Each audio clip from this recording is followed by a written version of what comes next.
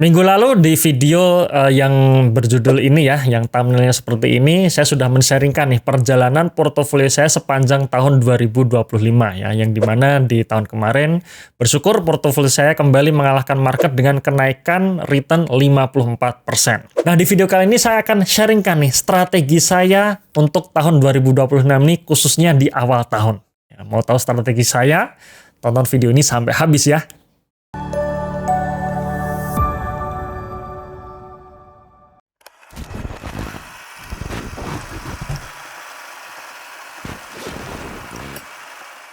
Oke, sebelum kita masuk ke pembahasan mengenai strategi saya di awal tahun, saya ingin mengingatkan kembali teman-teman ya, silahkan untuk download ebook watchlist-nya dulu. Karena kami sudah menulis ebook yang dimana di dalamnya ada 3 saham under value dan juga ada insight-insight tentang investasi jangka panjang yang benar. Ebook ini bisa di-download secara free. Teman-teman tinggal klik link di bawah ini ya, di dalam deskripsi box atau dalam kolom komentar yang sudah kami pin ya. Jadi sekali lagi, download ebooknya dulu, baru kita lanjut ke materi.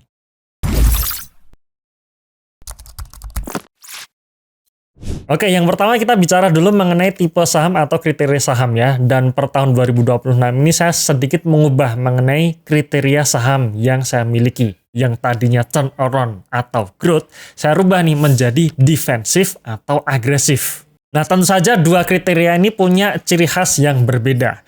Kita bicara dulu mengenai saham defensif. Nah, apa itu ciri-ciri saham defensif?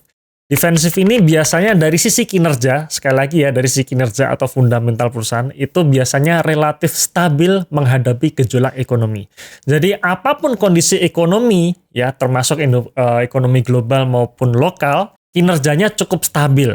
Kalaupun kinerjanya naik, biasanya naiknya tidak terlalu signifikan, tapi kalaupun turun, turunnya pun juga tidak signifikan.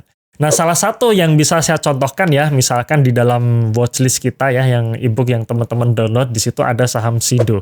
Di mana saham Sido ini bisa kita golongkan sebagai saham defensif. Pertama, kinerjanya cukup stabil, di mana tahun 2025 kemarin saat ekonomi kita sedang lesu ya, kita setuju dan sepakat ya bahwa tahun 2025 kemarin ekonomi kita termasuk yang lesu, tidak bagus, tapi Sido mampu bertahan, di mana kinerjanya masih naik sekitar 5%. Ini juga termasuk kalau kita bicara mengenai emiten-emiten perbankan seperti BBCA, di mana BBCA di tahun 2025 kemarin kinerjanya masih stabil ya, dengan kenaikan laba sekitar 6%. Bagaimana dengan risk and reward-nya? Untuk saham defensif, kita bicara mengenai risk and reward, secara volatilitas harga saham ya, itu tidak terlalu volatile. Ya, biasanya naik turunnya hanya di situ-situ saja. Teman-teman bisa cek nih sepanjang tahun 2025 kemarin berapa volatilitas dari saham Sido maupun BBCA. Silahkan teman-teman cek sendiri.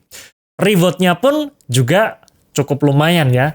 Kalau kita bicara mengenai reward dari emiten yang sifatnya defensif, kita tidak bisa muluk-muluk. Misalkan saham Sido misalkan. Saham Sido dengan kenaikan harga saham 50% dibandingkan harga saat ini, itu sudah cukup bagus ya. Apalagi kalau kita bicara mengenai saham BBCA. BBCA kenaikan 30% itu juga sudah cukup bagus.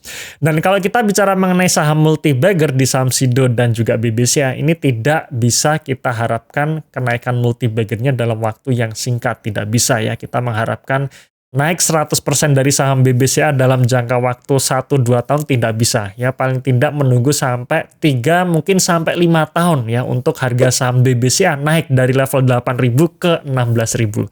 Begitu juga dengan Sido 500 ke 1.200 ya, mungkin dalam range waktu 2 sampai 3 tahun ke depan. Nah, sekarang kita bicara mengenai saham agresif. Bagaimana ciri-ciri saham agresif? Nah, saham agresif ini berbeda dengan saham yang tipe defensif. Pertama, dari sisi kinerja maupun fundamental suatu emiten yang sifatnya agresif biasanya sangat tergantung dengan kondisi ekonomi. Jadi kalau ekonomi global ataupun ekonomi lokal sedang bagus-bagusnya, kinerjanya akan naik dan naiknya itu akan sangat signifikan. Tapi ketika ekonomi sedang tidak bagus atau sedang lesu, turunnya pun juga signifikan, penurunan kinerjanya sangat signifikan. Saya ambilkan contoh ya, di video yang tadi saya sharingkan di minggu lalu, salah satu yang akhirnya saya cuan adalah saham Archie. Nah, Archie ini kita dapat 350-an% kurang dari 1 tahun. Kenapa? Salah satu faktornya kinerjanya naik signifikan. Posisi kuartal 3 2025, laba bersih Archie naik 1.900%. Ya, faktornya adalah karena harga emas itu sendiri yang juga naik signifikan.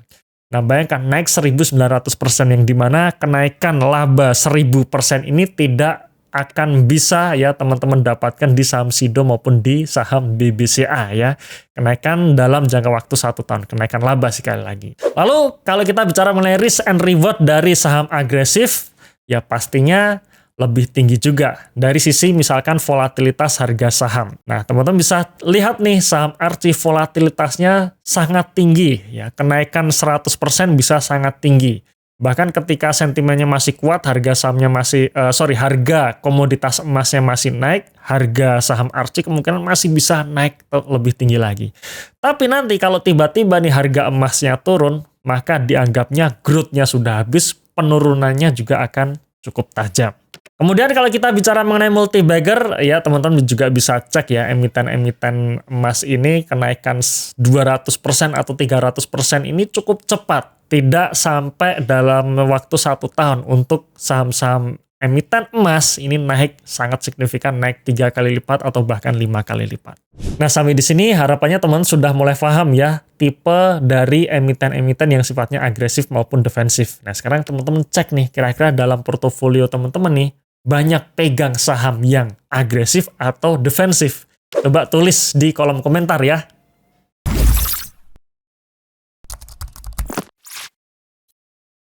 Oke, tadi kita sudah bicara mengenai tipe saham defensif dan agresif. Nah, lalu bagaimana dengan strategi saya? Nah, ini yang biasanya saya lakukan teman-teman ya. Bahwa dalam perjalanan saya menyusun portofolio, itu saya tidak melakukan jual beli saham. Ya, jadi biasanya saham yang saya pegang itu bisa berbulan-bulan atau bahkan bertahun-tahun saya pegang saham tersebut.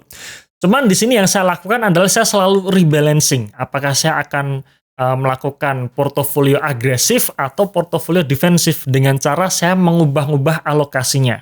Ya, jadi kalau misalkan saya mau melakukan agresif dalam portofolio saya, nah saya naikkan nih tipe saham agresif yang ada dalam portofolio saya dengan nambah muatan gitu ya. Kalau misalkan saya pengen lebih slow lagi, misalkan ya sudah tercapai nih yield yang saya inginkan, saya biasanya akan merubah komposisinya dari agresif menjadi defensif dengan cara saya mengurangi saham-saham agresif dan memperbanyak saham-saham defensif termasuk memperbesar cash. Nah, di awal tahun ini saya melakukan strategi agresif. Karena ya menurut saya pribadi mumpung masih awal tahun ya dan perjalanan dalam tahun 2026 ini masih cukup panjang, maka tidak ada salahnya saya melakukan agresif untuk di awal tahun 2026 ini. Nah, jadi agresif ini bukan perkara apakah market nanti akan crash atau tidak, bukan seperti itu ya. Tetapi lebih ke apakah nanti kinerja dari emiten-emiten agresif ini saya cukup yakin bahwa kinerja tahun ini akan naik signifikan atau tidak, kira-kira seperti itu. Nah, jika teman-teman mengikuti program Value Investing Mastery, teman-teman akan melihat nih komposisi portofolio saya, dan ini saya akan spill sedikit ya. Sahamnya saya tutup dulu nih. Nah, seperti ini posisi 15 Januari 2026 atau closing di minggu kemarin, di mana teman-teman bisa lihat, saya hanya punya cash sekitar 4%. Ya, walaupun ceritanya nanti market akan crash atau akan koreksi seperti apa, saya tidak peduli karena sekali lagi saya tidak memperdulikan pergerakan harga saham harian, tidak seperti itu. Tapi saya memperdulikan apakah kinerja dari emiten-emiten yang saya pegang ini berpotensi untuk naik di tahun 2026 ini atau tidak ya. Nah, kemudian teman-teman bisa lihat di sini saya hanya pegang 4 saham.